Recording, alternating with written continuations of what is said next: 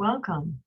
Last week, you learned about the first skills that are really the foundation of the training because you're going to be probably using them constantly through your interactions with your child. And if you remember, they're focus on your child and adjust your communication. We hope that you followed your practice plan and were able to work on the strategies discussed last week and practice during our coaching session.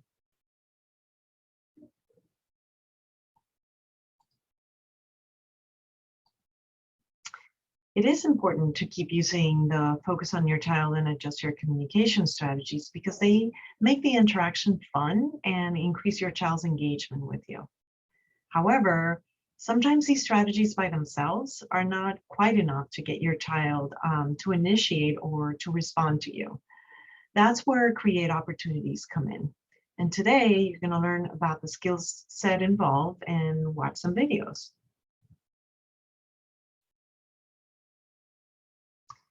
You're going to use create opportunities when your child does not initiate on his own or when you need to get his attention at any point during an activity or a routine.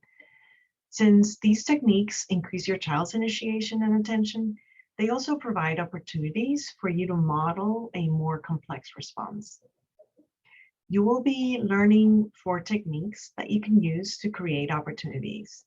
And they are provide choices, have balanced turns, use playful obstruction, and communicative temptations. You will choose the techniques that fits your activity the best and that causes the least frustration for your child. You may also use different techniques depending on your child's goals and depending on the activity as well. This strategy places more demands on your child than the previous strategy, so it may increase your child's frustration. Right now, we're going to concentrate on creating opportunities to use the skills your child already has. In our next 2 presentations, we're going to learn how to help your child communicate and play in new ways. To use these techniques, you're going to begin the interaction by focusing on your child and adjusting your communication as you have already learned to do.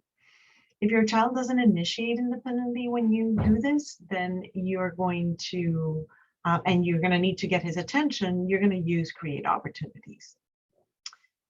Then you're going to wait for your child's response and then respond and expand on your child's behavior in a logical way. Children with social communication challenges often have difficulty initiating play or any activity or routine with other people. They also can have difficulty staying focused in one activity. When you use providing choices, you help your child initiate play by requesting either with a gesture like a reach or a point or a vocalization. It also helps if you lose a child's interest in the activity. In other words, it helps to re-engage your child with you. This technique can be used to teach initiating, requesting, and engagement. Balanced turns are most helpful when you're playing with materials that support turn taking, such as a ball track, cars, or musical instruments. It is also helpful if your child benefits from seeing new ways to play and when turn taking is a goal, which is a pretty important social skill to develop early on. So let's take a look at how you can use balanced turns. Before you take a turn, you're gonna use a consistent phrase such as mommy's turn or my turn paired with a gesture such as like tapping your chest. This is going to help your child anticipate the interruption and it's going to make it less frustrating. When it's your child's turn, you're going to tap your child's chest and say your turn. Next, you're going to take a turn. You should do this even if your child protests. Keep your turns short at the beginning to prevent your child from becoming frustrated. As your child becomes more comfortable with turn taking, you can increase the length of your turns and take turns more often. Sometimes children get frustrated when someone else takes a turn. In this case, you can start by trading toys instead of taking turns with one particular toy. Once your child is able to take turns with you, then you model a fun play action during your turn. This can show your child new ways to play. And once you have taken a turn, you wait for your child to respond. Look for eye contact, shifts in body posture, gestures, vocalizations, words, or sentences. Respond to any of these behaviors by giving your child a turn and expand it by saying your turn. Let's take a look at this slide that shows an example of a mother taking a balance turn to increase her daughter's turn taking and communication. Heather is playing with a ball, and her mother focus on your child and adjust your communication by moving face to face, and she adjusts her communication by saying the word ball. Her mother then creates an opportunity by using balance turns. She gestures and says, "My turn," and then takes a quick turn with the ball. She then waits to see how Heather will respond. In this case, Heather responds by reaching towards the ball. Her mother gives the ball back to Heather and expands her communication by tapping Heather's chest and saying the word turn or your turn.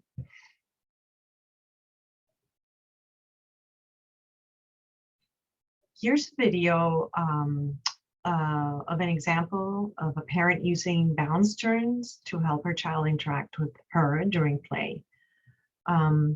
Watch how the parent helps the child anticipate her turn, takes a turn, and models play. She waits for the child to respond and responds to the child by letting the child have a turn and expanding on the child's communication. Let's take a look. Pretty. Bracelets. Bracelets. 1, 2, 3, 4. Oh, yes. Oh, I like that. My turn. My turn. My turn. Oh, thank you. I see you. Me heart. Oh, my heart. That's right. I like that.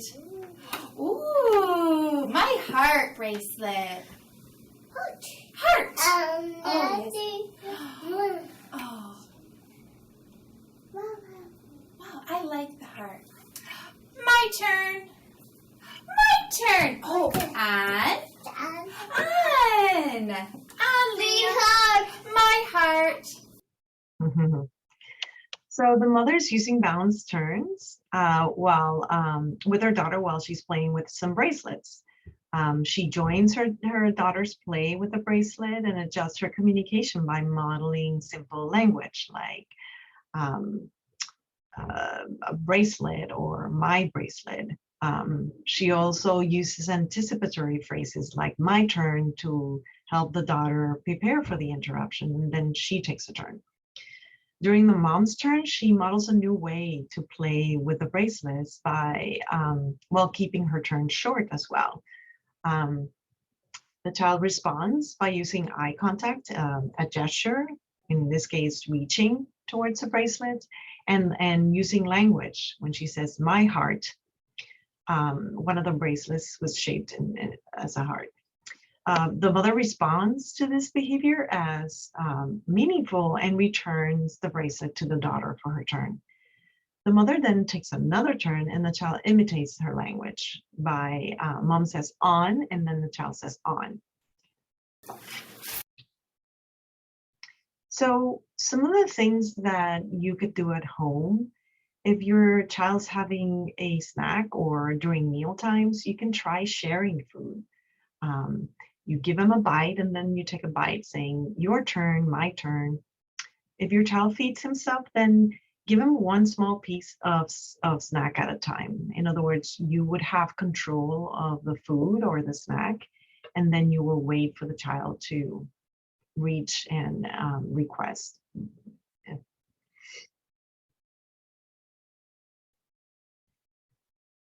Many children with social communication challenges have difficulty engaging or initiating with people when they are involved in an activity. So if they're really into the activity, they have a hard time initiating or just allowing somebody to come in to their play.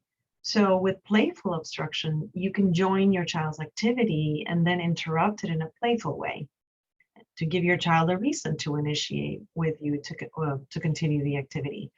You can do this with your body, you can do it with toys, with objects, or motor activities.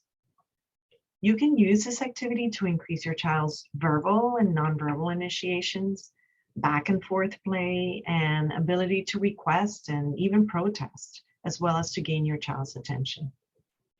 Playful obstruction is really helpful when your child's not ready for turn taking, gets very upset when you take a turn, or is not involved with toys.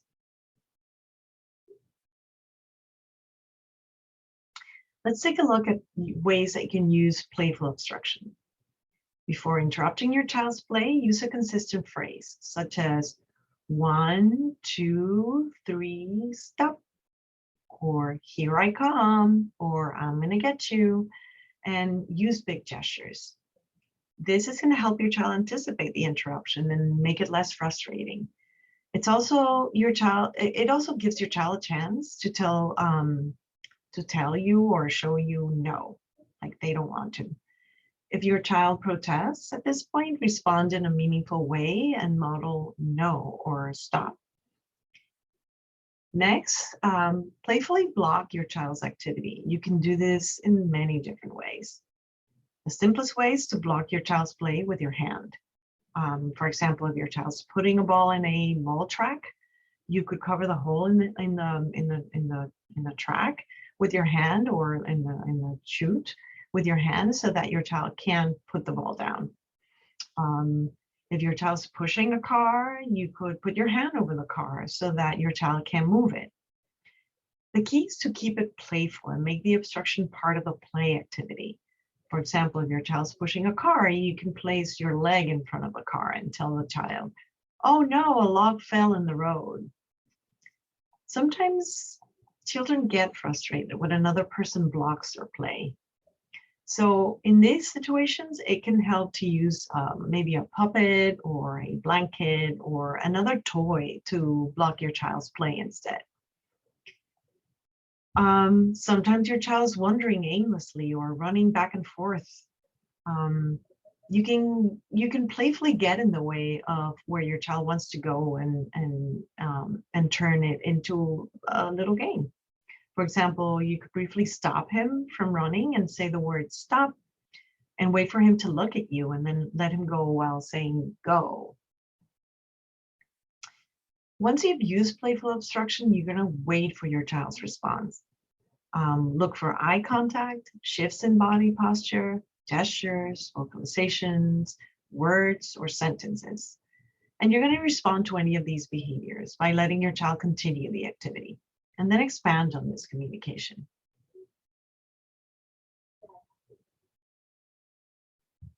This slide shows an example of a dad using playful obstruction to increase his son's engagement and communication.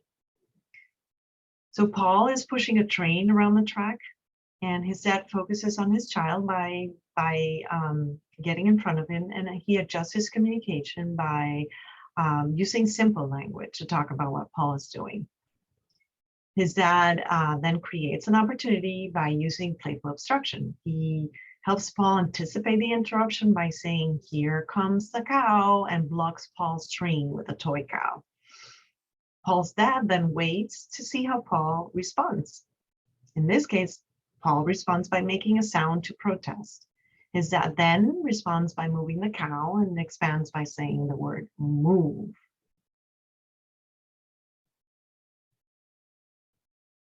I want to show you a clip of a mom using playful obstruction to help her child interact with her during play. The play is pretty much one way. He's just moving the train around. Watch how the mom helps the child anticipate an interruption and playfully blocks the child's activity. She also waits for the child to respond, and then responds the child by letting the child continue the activity and expanding on his communication. Splash. Yeah. Good splash. Turn it around. Drive trains. Oh no, here comes the police car. Woo, woo, woo, woo. Here it comes. He's going to tell you to stop. Stop, train. Oh, here it comes. Woo, woo, woo. He's going to tell you to stop. Stop, train. Go, train. Here comes the police car. Woo, woo. He's going to get you. Woo, woo. He's going to tell you to stop. Stop, train. Yeah. Ready, set, go. Go, choo-choo train. Bye-bye, police car.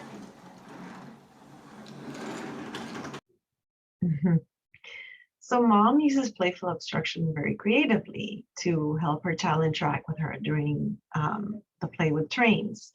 She obviously is sitting face to face, making sure she is at eye level. And she joins the play by by imitating what he's doing.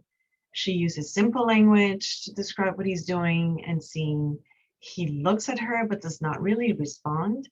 So she creates this opportunity by using an anticipatory phrase like, here comes a police car, he's going to tell you to stop, and then playfully stops the train.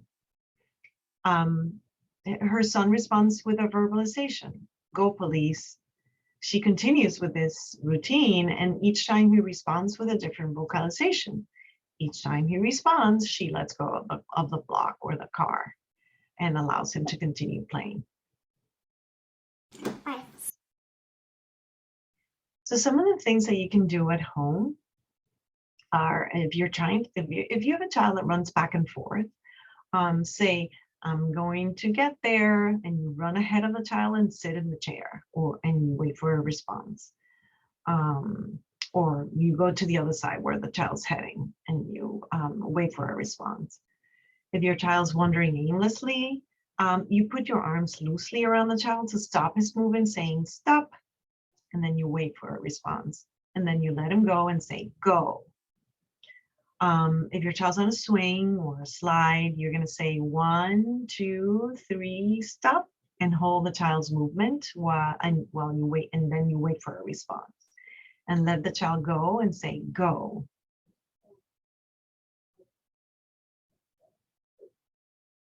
Children with social communication challenges often have difficulty initiating and seeking out others when they want or need something. So with communicative temptations, you're going to set up natural situations for your child to initiate with you for things your child wants. Communicative temptations are used mostly to increase your child's initiation and to gain their attention. Different temptations can be used to expand the reason for your child's to communicate.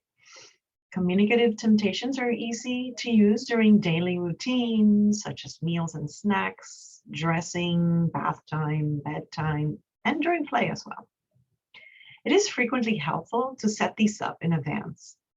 Communicative temptations can be used in place of playful obstruction and balanced turns during play activities, particularly if your child gets upset if you interrupt his or her play.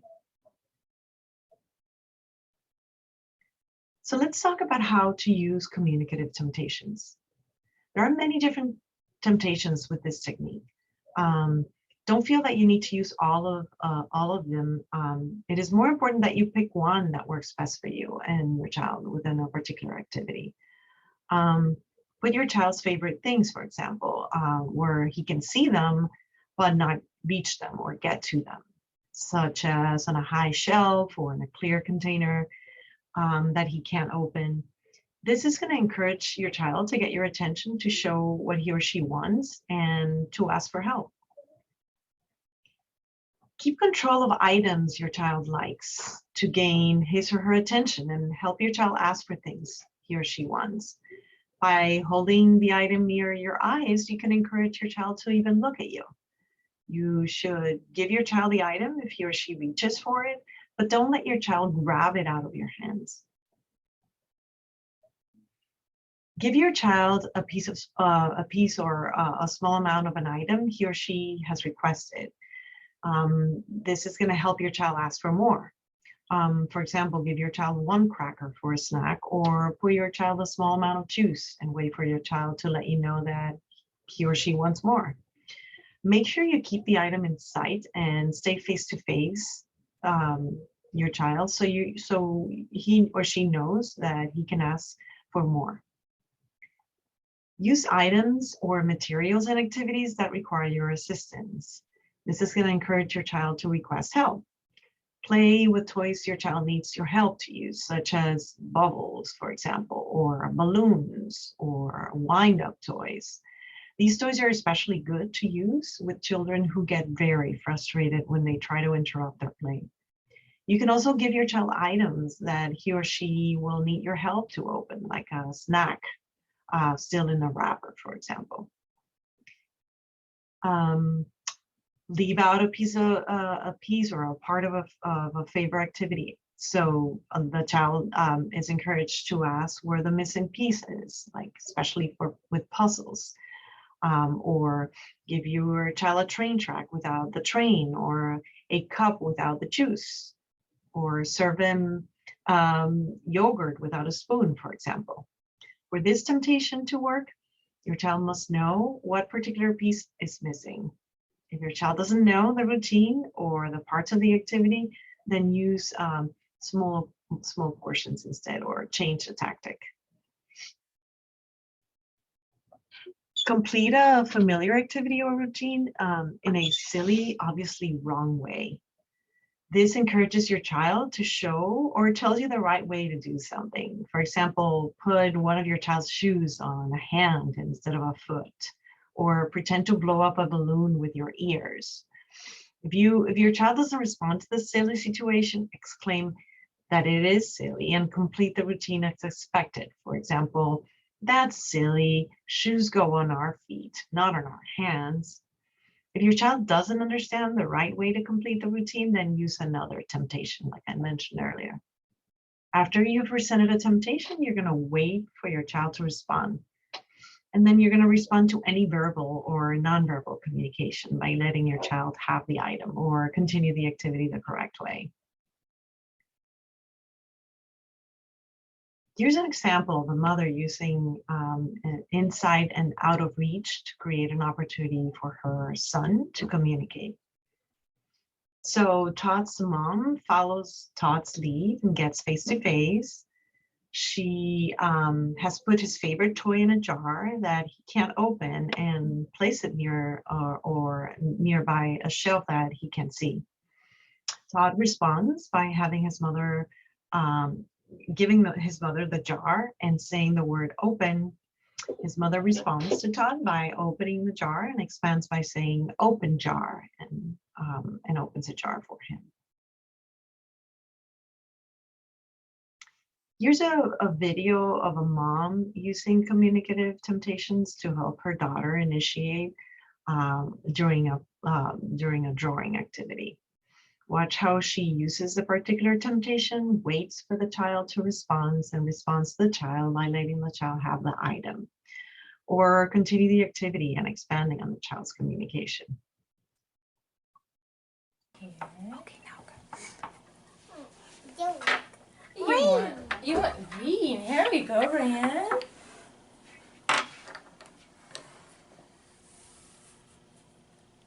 Oh, yellow. Blue. You want blue? Here we go. Blue. I want blue, please. Eyes. Blue. I'm gonna do green eyes.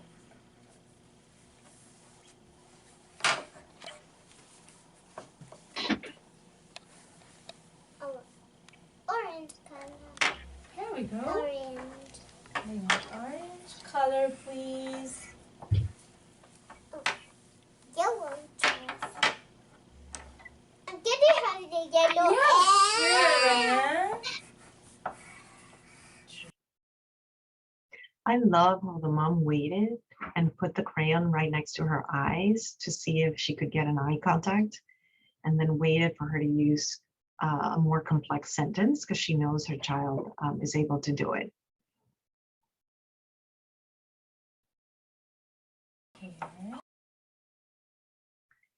So some of the things that you can do at home, if your child enjoys playing with toys in the tub, for example, put bath toys where he or she can see but cannot reach so that he needs to ask for help. Or put toys in a clear plastic container, like the previous example, a container that has a lid, and wait to see if the child requests help to open. If your child's having a snack, give a small amount with the rest where the child can see but not reach so that he needs to ask. Put the snack in a container so that he has to request. Give an unopened snack or drink so the child needs to request help to open it or eat it. I really hope that this lesson encouraged you to try some new techniques. Remember to keep using the strategies and focus on your child and adjust your communication, and just select one of the